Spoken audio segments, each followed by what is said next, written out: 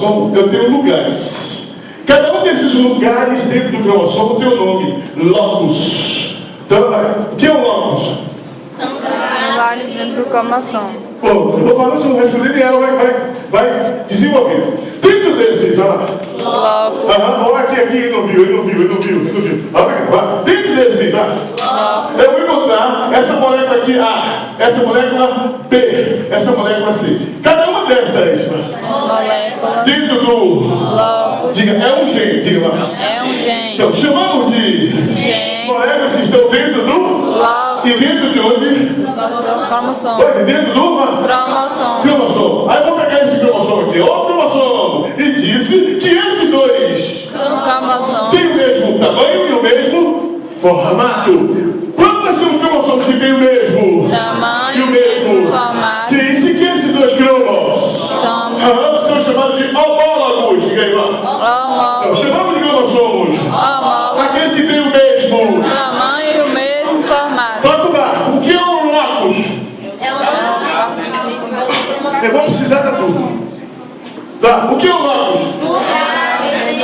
Então, aqui eu tenho 1, 2, 3, 4, 5, 6, 7, 8, o quê? Valeu! Vamos lá. 1, 2. Vamos lá, gente. Eu sei que vocês precisam muito de saber e eu preciso de vocês. Pronto, então vai. 1, 2, 3, 4, 5, 6, 7. 7 o quê? Locus. Dentro desses. Eu encontro o quê? Gene. Gente, isso aqui o quê? Gene. Gene, aqui é o quê? Gene. Aqui é o quê? Gene. Aqui é o gene Ezinho. Então eu tenho um gene. Ezão e o gene. Ezinho. Então quando eu junto um gene Ezão e Ezinho. pergunta para tu, esses dois Gene. estão no mesmo locus ou locus diferentes? Locus diferente. Não! Esses dois! Gene. Esses dois Gene. estão no mesmo cromossomo ou cromossomo diferentes? Cromossomo diferente. Esses cromossomos são homólogos ou não homólogos? Homólogo. Hein, gente? Homólogo. Continue. Como esse Gene. determina o caráter X e esse determina o mesmo caráter X, então esses dois determinam o mesmo. Pronto, todas as que G determinam, eles são chamados de. Diga lá. Chamamos de genes aqueles que Determina o mesmo caráter. então genes estão no mesmo locus ou locus diferentes? Locus diferente. Então nós somos homólogos ou não homólogos? Valeu. Continue a aula. Então esse. Gene. Ok. Diga lá. Diga essa lá. Ezão. Com o G. Azão. São genes anéus ou não anéus? Não ouvi. Estão no mesmo locus ou locus diferentes? Locus o que, gente? Locus o que, gente? Diferente. E como somos só homólogos ou não homólogos? Homólogo. Estão no mesmo? Cromossomo. Estão no mesmo? Cromossomo. Quem estão no mesmo cromossomo? Ezão e azão. Aqui? Ezão e azão. Estão no mesmo? Cromossomo. Em locus? Diferente. Esses geração e são quem entre si? Porque determinam? Aqui tem azinho, então é azão e são gente o quê? Por quê? Determina o mesmo caráter. Não ouvi. Determina o mesmo caráter. Maravilha. Eu hoje agora estou falando nos gente, mas há muito tempo um estudioso aqui lá no fundão, ei, aqui, um estudioso, um monge, tentou várias vezes ser professor do ensino, chamado ensino médio colegial na época, tentou várias vezes fazer parte do Instituto de Ciência da Europa, ensinou matemática, ensinou probabilidade, ensinou ciências, ensinou até artes, filosofia, história. Esse cientista era um monge, gostava muito de matemática, sobretudo de possibilidades, de probabilidades. Esse cientista era polêmico, muito polêmico, e tinha certas restrições contra esse observador. Esse cientista polêmico, dissera à época, século XIX, para mim, que deveria haver alguma coisa responsável pela herança biológica. Alguma coisa era responsável pela herança biológica. Não era herança genética, ninguém sabia que era gene. Alguma coisa. Deveria haver algum fator. Antes de começar essa aula, que eu tenho as duas, eu perguntei: viram tal, esse assunto? Eu vou abordar esse assunto com a evolução, que é o que cai, é o estudo das ideias, é o que vai cair. E vocês vão acertar. Então, deve haver algum fator lá responsável pela herança lá. Então não tem que falar a mesma coisa. Deve haver lá. Algum fator. Deve haver algum fator responsável pela herança biológica. Quem disse, quem falou isso foi ele, Mendel. Mas professor, a escola brasileira ainda fala muito pouco, quase nada sobre ele. Pois é. Esse nosso querido Mendel, o monstro Mendel, professor de filosofia, de arte, de pintura, de ciências, de matemática, de ciências naturais, esse observador monge, Mendel disse: deve haver alguma coisa responsável, pelo fator biológico. Deve haver alguma coisa, está tudo na sua prova, eu tenho tudo na prova. Deve haver alguma coisa responsável pela herança biológica. Ele não sabia o que era essa coisa, acho. Hoje, ele antes chamou essa coisa de fator. Então ele disse que os fatores são os responsáveis pela Mas a ideia que se apregava à época, século XIX, não era isso aqui não. Era que a herança era pelo sangue. Herança pelo sangue. Todo mundo, herança pelo sangue, herança pelo sangue. Herança pelo sangue. Darwin, de família rica, que era pai rico, avô botânico, aqui. É uma aula para você na universidade. Vamos lá, gente. É uma aula densa. Eu preciso ir para a universidade, concorrer em qualquer um. Darwin, à época, famoso, dá muitas entrevistas, estudioso, observador de um navio, família rica, riquíssima. Só estava viajando, observando, passou várias vezes aqui na costa do Nordeste, litoral brasileiro. Darwin, à época, se preocupou com o que Mendel estudava. Darwin, à época, se preocupou com o que o economista inglês Malthus falava, ou tinha falado, ou falara. Darwin, apesar de ser rico, era um estudioso, observador. Mendel, século XIX, negou que a herança era pelo sangue. Foi massacrado, Mendel. Mendel foi massacrado. Mendel negou, não. A herança não é pelo sangue. A igreja deve ficar cacete em cima dele. Não, a herança é pelo sangue. Você é parecido com o tal, você é parecido com um indivíduo, é parecido com o outro, por causa do sangue. Mendel disse não. Deve haver alguma coisa, algum fator responsável pela herança biológica. Deve haver, ele sustentou, deve haver algum fator responsável pela herança biológica. Foi alijado do processo científico, o pessoal me convidava para fazer entrevista, para sair para a escola Real Sociedade de Ciência da Europa, alijou Mendel. Olha, esse cara é maluco, esse monge aí, deixa ele lá preso nos mosteiros. Pois é, Mendel pegou uma ervilha, que era de fácil cultivo, autoduplicávamos-se, pegou as ervilhas e começou a cruzar, ervilha amarela com amarela. Deu amarela. Aí amarela com amarela. Deu amarela. Olha que coisa interessante. Amarela com amarela. Deu amarela. Amarela com amarela. Deu amarela. Cruzou, foi anotando tudo. Anotou tudo.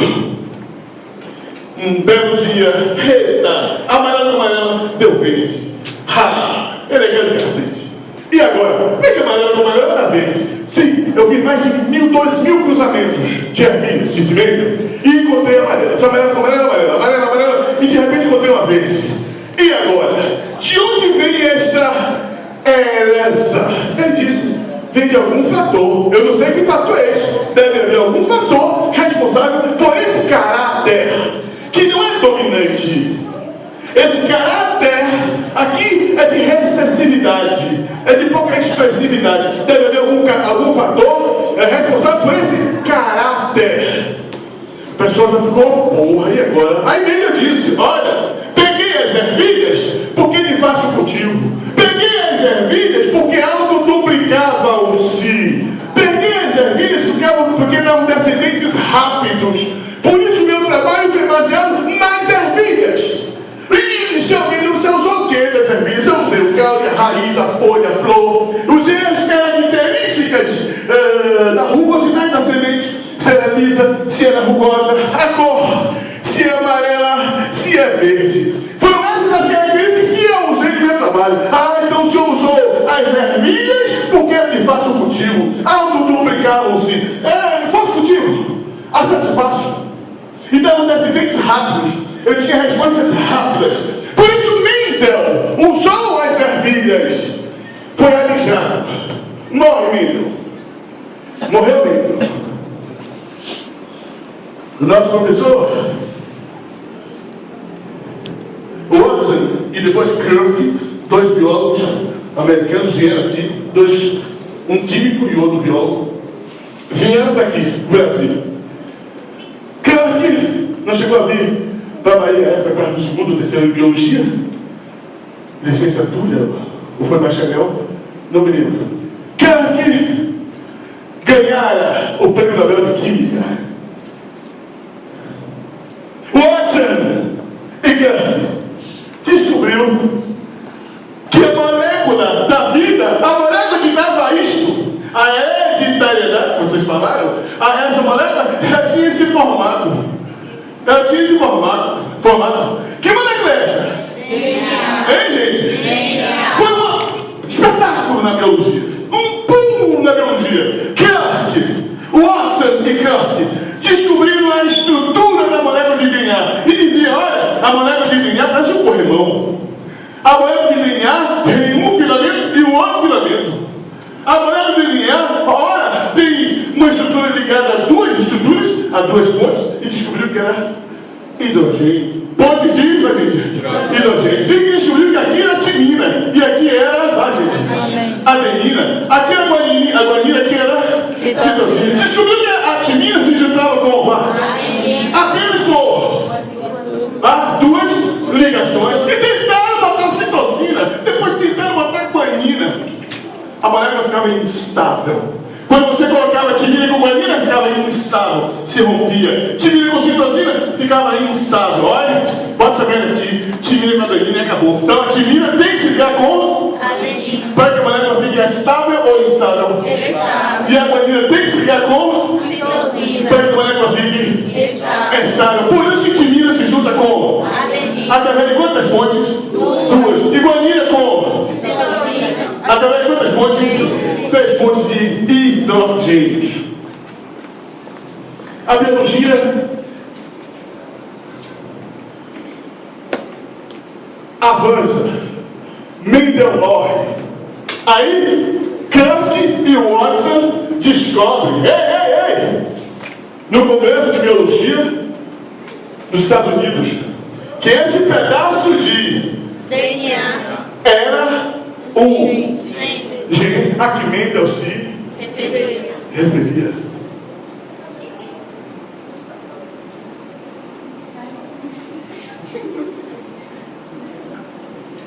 Descobriu um rapaz, chama a família de Mendel. Desculpe, seu avô realmente estava certo. Nós achamos no processo, quando ele disse que deveria haver algum responsável pela herança biológica. E realmente seu avô estava certo. Esse fator responsável pela herança biológica a que seu avô se referia hoje, São Luís, James.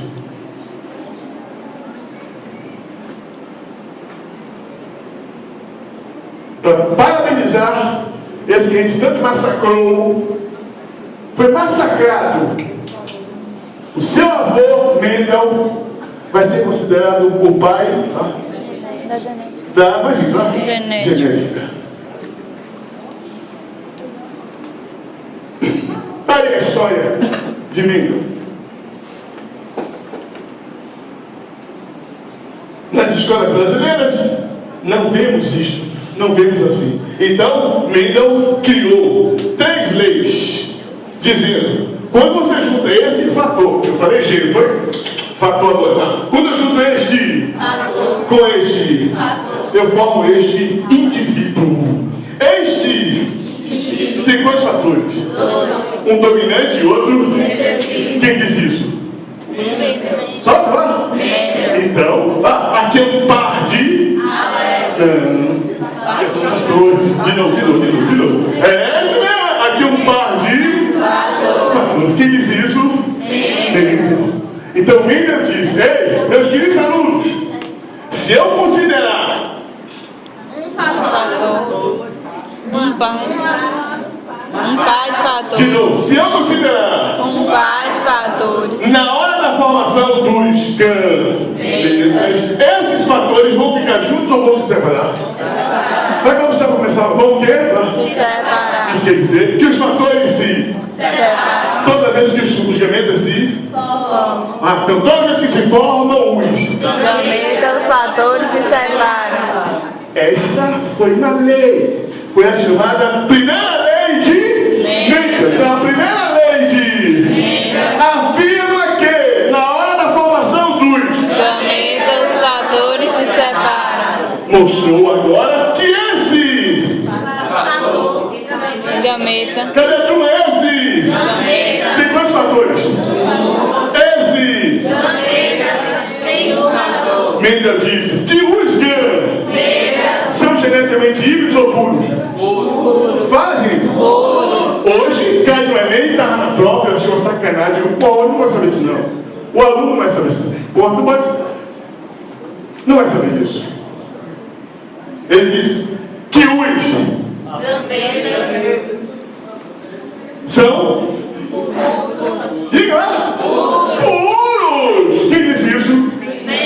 Que lei? Por isso que a primeira lei de hoje é chamada de lei da pureza dos. De novo, a lei da Pureza dos gametas. é a antiga. Então vamos fechar para sedimentar com essa turma que está aqui comigo. A turma que está me apoiando. Vá. A primeira lei de Mendel diz, considerando. Pode repetir, não tem nenhum problema não. Aqui está. Cai assim na prova. Estou repetindo o que está na prova. Vá. Considerando, na hora da formação dos. Vocês. Quem se separa? Quem se separa?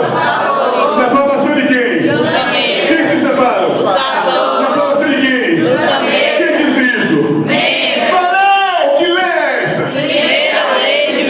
Ou não ouvi, imagina. Pureza dos gametas. Show de bola!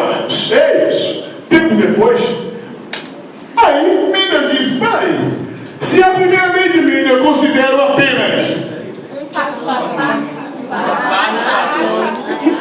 pode repetir. Na primeira lei de Mendel eu considero então na segunda lei de Mendel eu considero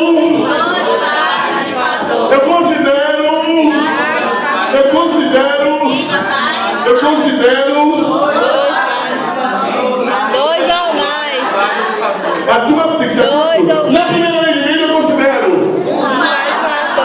gente, considero agora sim, na segunda lei eu considero Dois ou mais. não, 2 ou mais. Quem disse isso? Na sua primeira lei ou na segunda lei? Segunda lei. Então as leis clássicas da hereditariedade são quantas? E Mendel fala de gente ou de fatores? Hein, gente? Pois é. Aí veio meu professor Thomas Heller dizendo, ei, alunos, diga oi. Os fatores não se separam na formação dos gametas. Puta que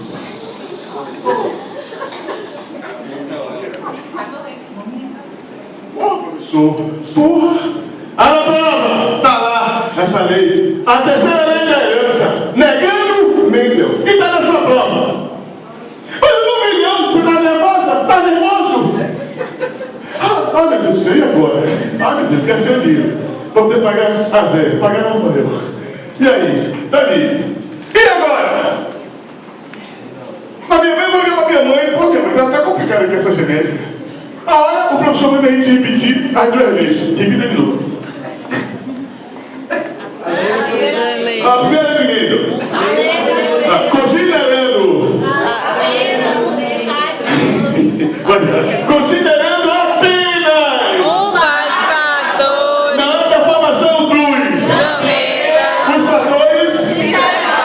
Considerando. Dois ou mais pares de fatores. Na hora da formação dos. Os fatores também se Separam. independentemente um dos. Essa é a segregação independente dos. A segregação independente dos. Aí vem a terceira lei. Malthus, professor Malthus disse: ei, os fatores. Tá? Os fatores não se separam. Na formação dos. Aí foi uma zorra. Aí surgiu o fenômeno linkage. Repita lá. Linkage. De novo. Linkage. De novo. Vá. Linkage. O fenômeno linkage O fenômeno linkage diz diz que os fatores que os fatores não se. separam na formação do gameta. Eles são permitidos. Juntos. Siga juntos. Juntos. Siga. Essa é a terceira lei da.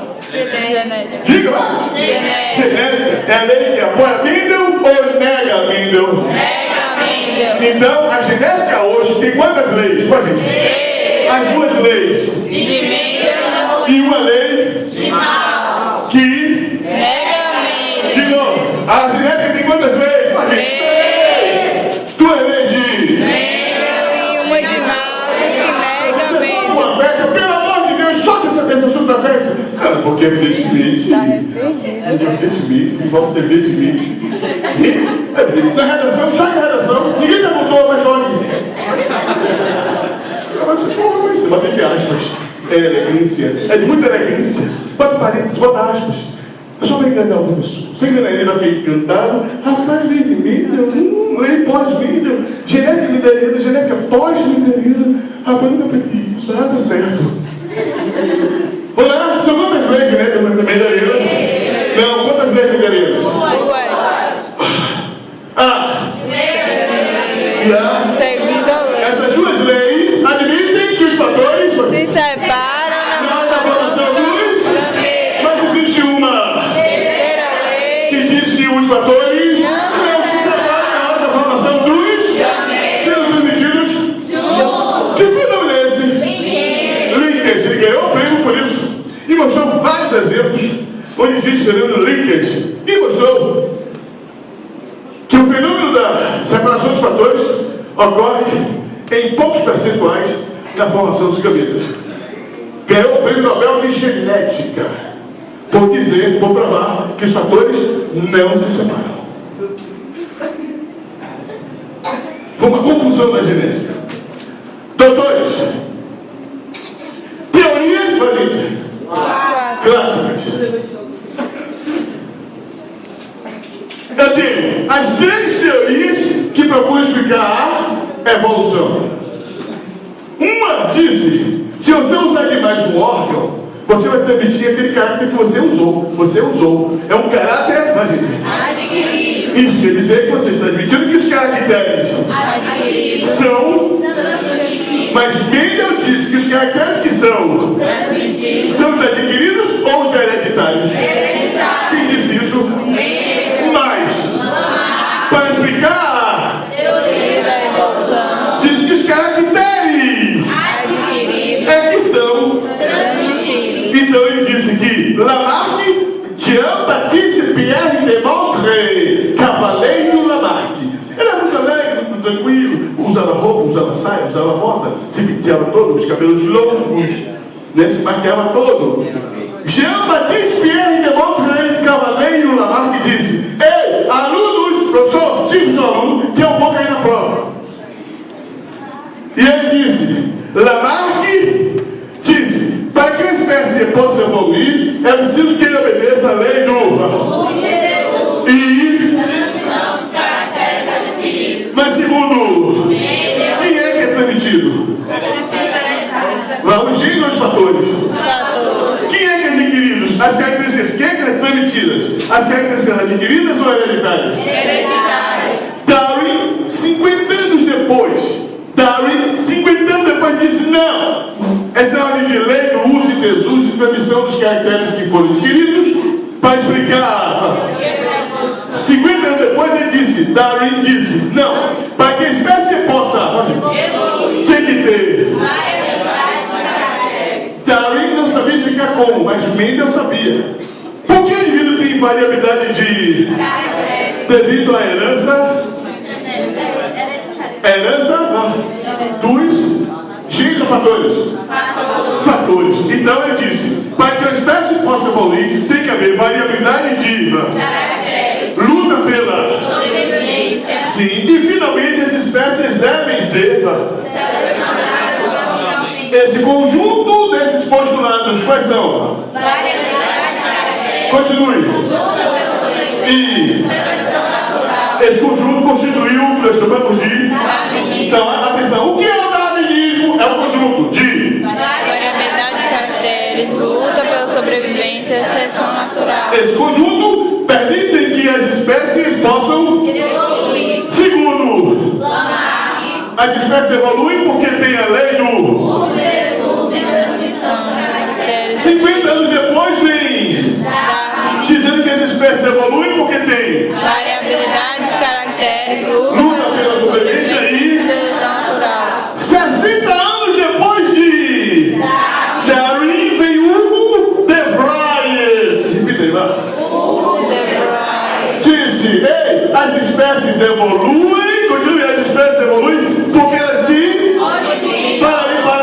para. Mas entende-se por o quê? Então, foi a primeira vez em toda a biologia o termo dizendo que as espécies sofrem. Por isso elas se aos meios onde estão e por isso as espécies hein, gente? Vamos pensar, quem disse isso? Que as espécies para tem que sofrer. Quem disse? Hugo de Vries, o holandês, o botânico holandês, Hugo de Vries, pouco citado no país, nas escolas brasileiras, mas os concursos o tempo todo, mutacionismo, e o aluno não sabia o que é, e que era prova, o tempo todo, mutação.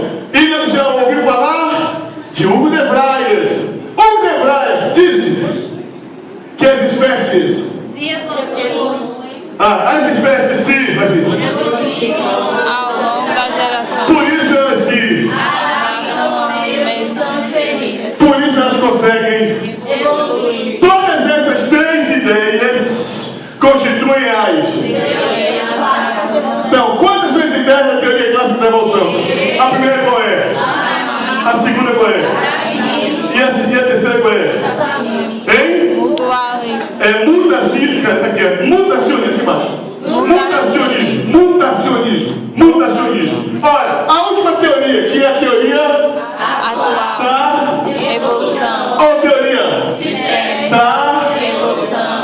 ou Darwinismo. da que faz uma. Síntese entre o darwinismo e o mutacionismo. Quais são os princípios do darwinismo?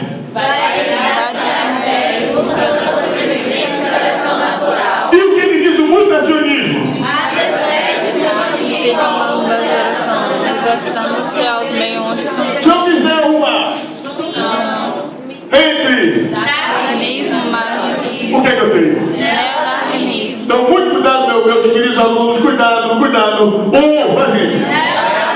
É uma. Síntese, darwinismo e mutacionismo. Não quero que vocês saibam o que acabou no terceiro ano, que não me entendeu. Já vai dar o darwinismo, mas não sei que o darwinismo é isso aqui. Você Se eu botar isso aqui embaixo, ou isso aqui embaixo, isso aqui está errado. Que aqui é sequenciado, é histórico. Primeiro veio a...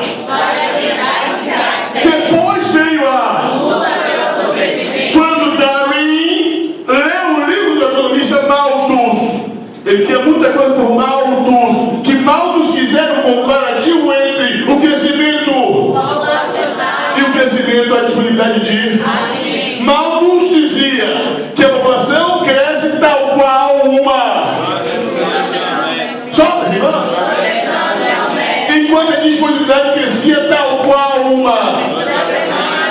Quem disse isso? Malthus. E Darwin leu isso e pegou os princípios de...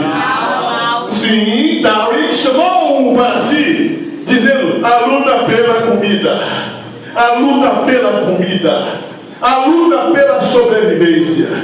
Pois que eu coloquei Malthusiano. Isso aqui é o princípio de Malthusiano que Darwin puxou para si. E nas escolas brasileiras médias isso não é citado, mas nos concursos vestibulares diversos toda hora é citado, frequentemente. Já critiquei isso no jornal uma vez, já fiz alguns artigos sobre isto, mas não me deram ouvidos. Não me deram ouvidos. E o aluno do ensino médio brasileiro não vê isso direito. Não me deram ouvidos e continuam ganhando as provas. Então, os postulados de Darwin está aí, e a teoria neo-darwinista. E o malthusianismo é a relação entre, para ensinar, e a aquisição do... Onde ele faz um comparativo entre crescimento, que é tal qual uma... E o crescimento, que é tal qual uma... Há alguns mecanismos da evolução. São dois, basicamente. Os que se... Sim, vá. Os que se, vá. E os que... São os dois mecanismos da evolução. Mecanismo da... Radiação adaptativa. Que diz que espécies diferentes vêm de um... Quem disse isso foi Darwin. A outra era que povos se misturam. Vai, diga. Que povos se misturam. Farelos comem, pois é, espécies diferentes no mesmo meio, passam a ter características semelhantes, iguais. Se você está num ambiente onde o pessoal toma maconha, usa droga, faz miséria, você também vai fazer a mesma coisa. Isso aqui é uma convergência, espécies diferentes no mesmo meio, passam a ter características idênticas. Isso é um mecanismo de evolução, chamado de quê? Convergência adaptativa. A sociedade, ou melhor, as espécies, evoluem, tem provas. Vamos provar rapidinho, vá. Provas, vá. Anatomia.